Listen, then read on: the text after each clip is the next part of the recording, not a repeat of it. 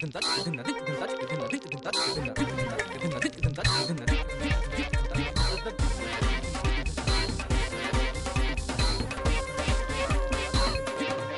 علیکم خواتین و حضرات، شروع کرتے ہیں حسب حال۔ میں ہوں آپ کا میزبان جنید سلیم، اور شو میں ہمیشہ کی طرح میرا ساتھ دے رہی ہیں ناجیہ، اور ہم سب کو بہت عزیزی۔ السلام علیکم۔ السلام علیکم خواتین و حضرات۔ Today I am very serious. I mean damn serious, because there is some very typical situations. یار پا جنید آڑو کرنیڈ کہتا ہے کہ یہ جو سارا اسامہ والا واقعہ ہوا ہے یہ 100% ڈرامہ ہے، ایک بھی بات اس میں ٹھیک نہیں ہے۔ اسامہ تو 2-3 ناری پہلے بھی مارا گیا ہے اور امریکہ نہیں مارا، اب پھر مار دیا، حد ہو گئی ہے یار۔ اوپر سے نعیمہ کینچی کہتا ہے کہ نہیں پائی جی 100% ٹھیک ہے۔ یہ جو کارٹون بنا بنا کے ٹیلی ویژن والے دکھا رہے ہیں نا کہ ادھر سے ہیلی کاپٹر سے بندے ایسے نیچے گرے ہیں، اینیمیشن دکھا رہے ہیں، اور انہوں نے پھر فائرنگ کی ہے، اسامہ کو پکڑا اور مارا ہے، اور یہ وہ کہہ رہا ہے کہ 100% ٹھیک ہے۔ اب میں آڑو گرنیڈ کی سنوں یا نعیم کینچی کی؟ یار میں نے دونوں سے آدھار لینا ہوتا ہے۔ مجھ سے کیا مدد چاہ رہے ہو تم؟ نہیں یہ بات کیا ہے بیچ میں، چکر کیا ہے، تم ہی کچھ بتاؤ۔ جس طرح قوم ڈیوائیڈڈ ہے، میری اپنی اوپینین بھی ڈیوائیڈڈ ہے۔ میں کوئی بات یقین کے ساتھ نہیں کر سکتا، اور کوئی شخص بھی اگر ایمانداری کے ساتھ اس ساری صورتحال کا جائزہ لے تو کوئی بات بھی یقین کے ساتھ نہیں کہی جا سکتی۔ نہیں یار کچھ نہ کچھ تو ایسا ہوگا نا جس پہ ہمیں یقین کرنا پڑے گا۔ ایمانداری سے بتاؤ آج تک ہم کس بات پہ یقین کرتے چلے آ رہے ہیں؟ 9/11 کے واقعہ کے بعد اس وقت سے لے کر آج تک جو کچھ ون وے یعنی فلو آف انفارمیشن چل رہا ہے اسی پہ یقین کرتے آ رہے ہیں نا۔ جو ہمیں امریکہ بہادر کہتا چلا آ رہا ہے ہم آنکھیں بند کر کے اس پہ یقین کرتے چلے آ رہے ہیں۔ اس لیے کہ امریکہ جو بھی کہتا ہے ہمیشہ ٹھیک کہتا ہے۔ مطلب مجھے نہیں پتا کہ یہ جو واقعہ مبینہ طور پر ایبٹ آباد میں پیش آیا ہے وہ درست ہے یا غلط ہے، اور میں کوئی پوائنٹ پروو نہیں کرنا چاہتا، کوئی نئی کانسپریسی تھیوری نہیں پیش کرنا چاہتا، لیکن جو پوائنٹ پروو کیا جا رہا ہے اس کے بارے میں بہت سارے سوالات ایسے ہیں جو کوئی بھی تھوڑی بہت عقل رکھنے والا شخص ہے اس کے ذہن میں بھی ابھرتے ہیں۔ ان سوالوں کا جواب ان لوگوں کو ضرور دینا چاہیے جو پاکستان سے یہ ڈیمانڈ کر رہے ہیں کہ پاکستان کو مختلف سوالوں کا جواب دینے کا وقت آ گیا ہے، پاکستان کو ان سوالوں کا جواب دینا چاہیے۔ ان سے لوگوں کو پوچھنا چاہیے کہ سب سے پہلے تو آپ اس واقعے کے بارے میں جو سوالات ذہنوں میں ابھرتے ہیں پہلے آپ ان کا جواب دیں۔ Very true. اور سب سے بڑا سوال یہ ہے کہ اسامہ بن لادن جس کے بارے میں خود جو one way flow of information چلا آ رہا تھا، یعنی خود CIA کے جتنے حلقے ہیں، دنیا کے جتنے بڑے ملکوں کی خفیہ ایجنسیاں ہیں، وہ آج تک ہمیں یہ بتاتی چلی آ رہی تھی کہ یہ وہ شخص ہے جو اپنی پرائیویٹ کیپیسٹی میں یعنی ذاتی طور پہ ملکوں کو چھوڑ کر ذاتی سطح پر جس کی پوری دنیا میں سب سے زیادہ سخت پرسنل سیکیورٹی ہے، ایسی اس کے پاس سیکیورٹی ارینجمنٹس ہیں اپنی ذاتی حفاظت کے لیے جو ملکوں کو بھی میسر نہیں ہے۔ یعنی کہا یہ جاتا تھا کہ جب اس کے پاس اسامہ کے پاس کوئی مہمان ملنے کے لیے آتا تھا تو اس کے پاس جو اس کے جتنے ایکوپمنٹس ہوتے تھے، اس کے پاس موبائل فون ہوتا تھا، کیمراز ہوتے تھے، وہ سارا اس کے جو انجینئرز کی ایک ٹیم تھی وہ پہلے پوری طرح کھول کے پرزا کر کے پھر ان کو جوڑتی تھی، پھر ان کو اندر لے جانے کی اجازت دی جاتی تھی۔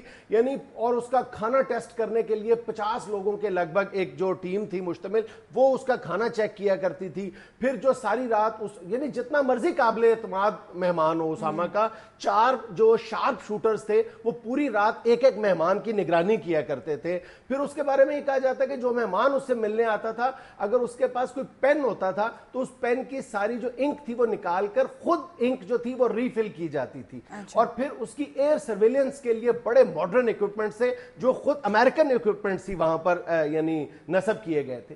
اب ایک ایسا شخص جس کی سیکیورٹی ارینجمنٹس کی مثالیں دی جاتی رہی ہوں، وہ اچانک ایک ایسے واقعے میں یعنی گولیوں کا نشانہ بن جاتا ہے جو بالکل ناقابل یقین ہے کہ ایک بالکل ایک الگ تھلگ گھر میں بیٹھا ہوا ہے، صرف 1 یا 2 گارڈز اس کی حفاظت پر مامور ہیں، کوئی مضبوط سیکیورٹی گیٹ نہیں تھا، ویڈیو ڈور فون تک اویلیبل نہیں تھا، نصب نہیں تھا وہاں پہ، ایک عام 50 روپے والی وہاں پہ بیل لگی ہوئی تھی، اور وہاں پر کوئی سرویلنس کیمراز تک اویلیبل نہیں تھے۔ کیا یہ سب ممکن ہے؟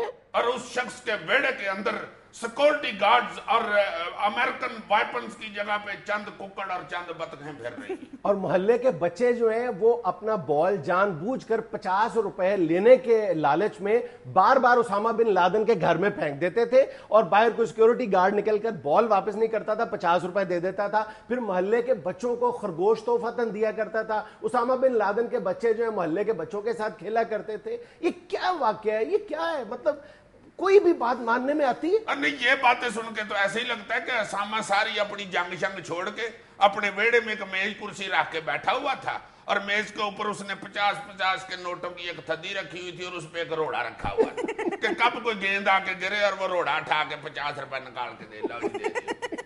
नहीं, मैं देखो, मैं दोबारा ये बात कह रहा हूं कि मैं कोई पॉइंट नहीं प्रूव करना चाह रहा, लेकिन जो मुझ जैसे एक आम आदमी के जहन में एक टीवी व्यूअर की हैसियत है, नॉट ए जर्नलिस्ट, एक टीवी व्यूअर की हैसियत से जो मेरे जहन में सवालात उभरते हैं, उनका जवाब तो मुझे तलाश करना पड़ेगा ना। मेरे जहन में ये आज तक बात, मैं इसको जस्टिफाई नहीं कर पा रहा 3 दिन से, कि क्या पाकिस्तान में कोई ऐसा इलाका, ये यानी जो हमसाए एक दूसरे से बिल्कुल बेखबर है पॉश एरियाज में, उन इलाकों को भी तुम जहन में लाकर सोचो कि क्या ये मुमकिन है कि 10 कनाल का एक घर हो और हमसायों को पता तक ना हो, 6 साल से पता तक ना हो कि इस घर में कौन रह रहा है, और उसमें एक दुनिया का मोस्ट वांटेड आदमी या so called most wanted terrorist रह रहा हो अपनी 3 बीवियों के साथ और दर्जनों बच्चों के साथ।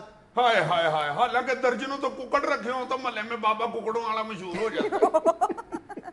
फिर तुम ये देखो कि उसामा बिन लादेन, जिसके बारे में खुद CIA का एक अरसे से ये कहना है कि ये मोस्ट वांटेड जो टेररिस्ट है, ये छलावे की तरह नजरों से गायब हो जाता है। ये उस वक्त से अमेरिकन कह रहे हैं जब तोरा बोरा पे बमबारी के बाद CIA ने या अमरीकियों ने 3 सर्कल्स उसके गिर्द कायम कर लिए थे और बिल्कुल उस पर हाथ डालने ही वाले थे कि वो सेकंड्स में वहां से गायब हो गया था। और उस वक्त से लेकर आज तक CIA का ये कहना था कि जब भी हमने उसामा को निशाना बनाना है तो हमने 5 से 10 सेकंड का टाइम हमें मिलेगा।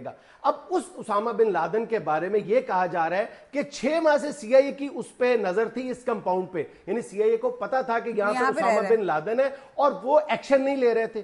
6 माह तक वो इतना जिगरा अमेरिकन कहां से लाए, इतना सब्र कहां से लाए, या वो क्या चीज थी जो उनको कोई ऑपरेशन करने से रोक रही थी? ये बात समझ नहीं आती यार। उन्होंने अपनी बंदूकें ड्राई क्लीन करने के लिए दी हुई और उनको बम नहीं थे मिल रहे, क्योंकि बम्बों का और दुआनों का एक मौसम होता है। अब तुम देख लो, दुआने भी मिल रहे हैं और बम भी मिल रहे हैं।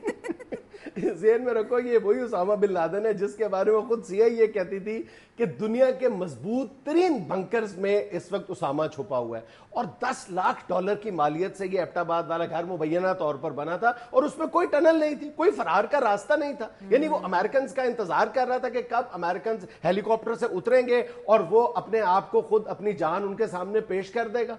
यस, बिकॉज अमेरिका जो भी कहता है वो बिल्कुल ठीक कहता है। अच्छा, तुम ये छोड़ो, सिर्फ इस बात का जवाब दो कि इस बात पर तो तमाम एजेंसीज, दुनिया की तमाम खुफिया एजेंसीज, खुद उसामा बिन लादेन के जो करीबी हल्के थे मुबैना तौर पर, वो इस बात पर इत्तफाक करते थे कि आज से कमोबेश 10 साल पहले उसका किडनी फेलियर हो चुका था, ठीक है ना, कि उसके गुर्दे फेल हो चुके थे। तो क्या उसने इस 10 सालों के दौरान अपने, यानी ट्रांसप्लांटेशन हुई है, इसका, इस बात का कोई सबूत नहीं मिलता। फिर जिस जगह ऑपरेशन किया गया वहां पे डायलिसिस मशीन कोई बरामद नहीं हुई। यार हो सकता है वो दलेर आदमी था वो।